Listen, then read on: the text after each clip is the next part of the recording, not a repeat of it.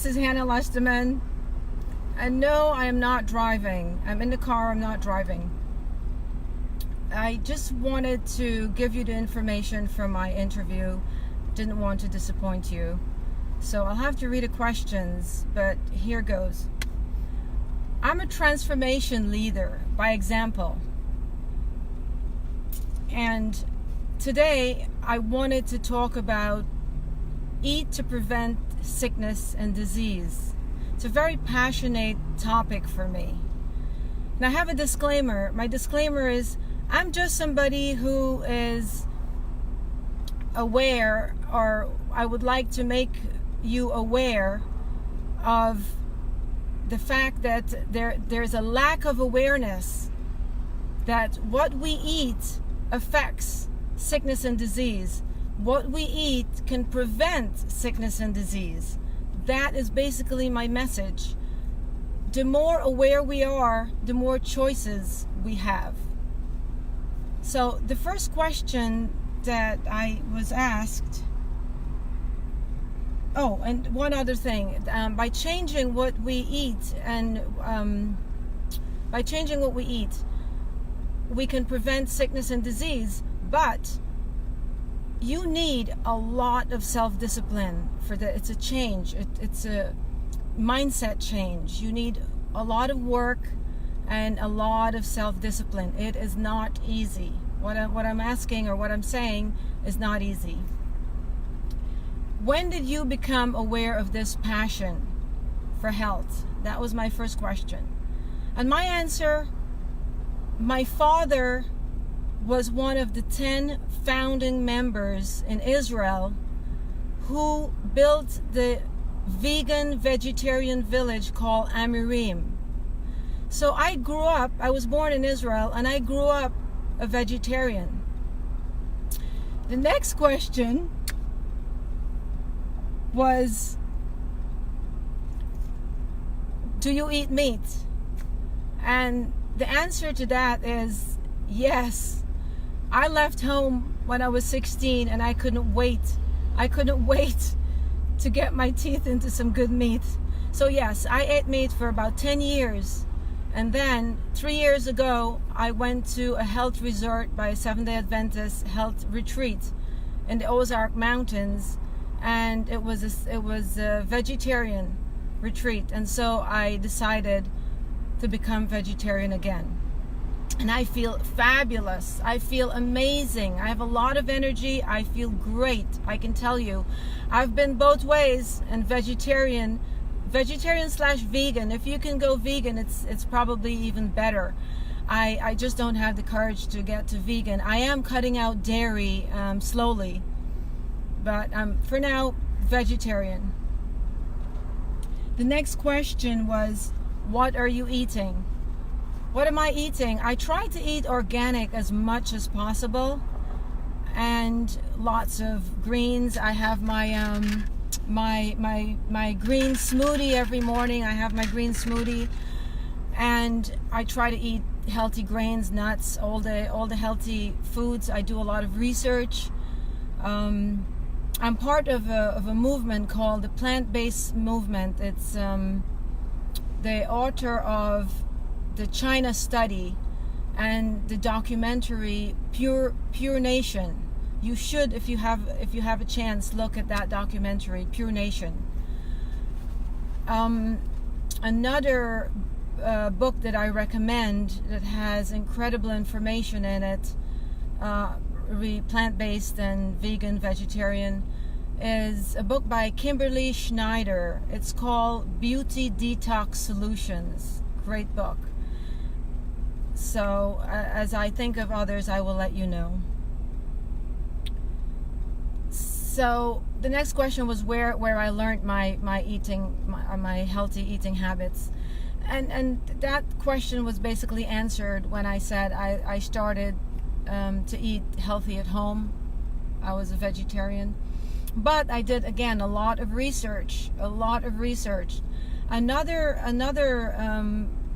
book that you can, it's not a book actually, it's on YouTube that you can watch, is Dead Doctors Don't Lie. Great It's actually a book on CD. So another question was, why is this such a passionate topic for me? And the reason it's such a passionate topic for me is because I worked in hospitals and nursing homes, and I saw firsthand the pain and suffering what disease and sickness can cause. And I see all the time people dying so young with different diseases that can be prevented. We cannot prevent what we inherit, but we can prevent what we put in our mouths, what we eat and what we drink, for sure. What do I believe are the most healthy habits? And these are just my beliefs, but I believe eating and drinking healthy to prevent disease and sickness, and cleansing. Cleansing is such an important part of health. We have a sewer system inside of us, and we need to clean that sewer system. We need to make sure that we eat and the good things are retained in our bodies, but what's not retained must go out. Do I eat all organic foods? I try my best to eat organic foods, but it's very difficult to find true certified organic foods. Like I said before, I do have a food and nutrition organic business, so that helps a lot. But I eat organic as much as I can.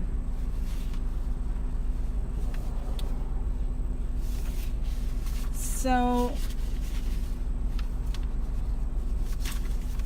I think those were all the questions. There weren't that many questions, but I did have some tips that I gave, and one of the tips is that we should eat for our brain as well as our body. We should feed our brain.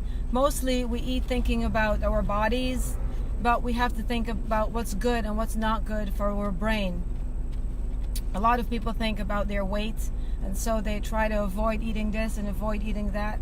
But your brain is so important. If you're brain dead, you're dead. If you're sick in your brain, then you're debilitated. So it's very important to be aware of this.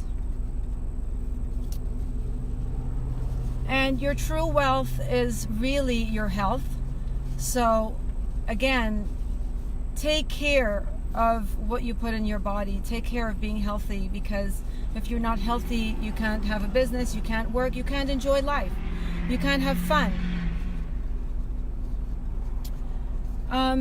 Start with small steps. If you are going to make a change, if you're moving from one platform to the other, then start with very small, tiny steps. And be good to yourself. If you mess up, that's okay. You start again. You know, I've messed up so many times, and I'm very flexible. If I absolutely feel like eating a piece of cake at a wedding, I will give myself that liberty to eat that piece of cake. I'm not going to be so strict with myself. Read labels. It's so important. We have no idea what we're eating if we're not reading labels. You would be surprised at what are in the things that we're eating when you do start to read labels.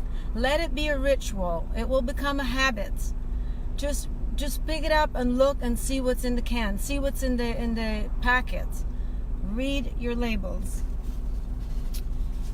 And something that's overlooked most of the time is fresh air.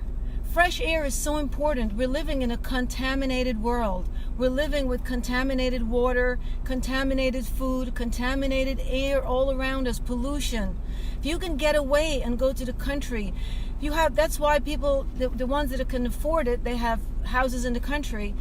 Poor people like me, I don't have a house in the country, but I try to go down to the water. I try to go where there's a lot of vegetation. Try to go at least once a day where there's a lot of vegetation, and just be with nature. That's some good advice.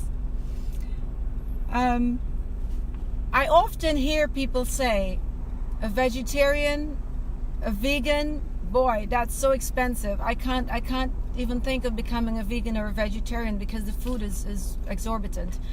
Well, my take on this is, when I go to a funeral and I look in the box, there's one person in the box. There's nothing else in the box. I don't see a dollar. I don't see a bankroll in that box. A lot of people do have a lot of money in the bank. You can die today or tomorrow, and all that money in the bank stays in the bank for someone else to use, someone else to get the benefit of. Take your money and buy the vegetarian, the vegan, the healthy, whatever is healthy for you. It's your choice. I'm not saying you have to become a vegetarian or a vegan or plant-based, but be healthy. Be healthy. If you know another way to be healthy, go that way. Okay, so I'm so happy that I was able to give you this interview again, because it bothered me that I promised. I promised not once but twice, and then I couldn't deliver. So here is the interview. Basically, this is what the interview was prepared to be. So you have it all, and I'm your transformation leader by example. I love to lead by example. There's nothing that I said here, or there's nothing that I have here that I'm not doing myself. I am doing everything here myself. If any one of you would like to contact me, either regarding getting organic foods, or if you have any questions at all about anything, please message me. The best way to get me is to message me. Yes, that's basically, message me would be the best way to reach me. And thank you so much. Thank you for listening. It was my pleasure.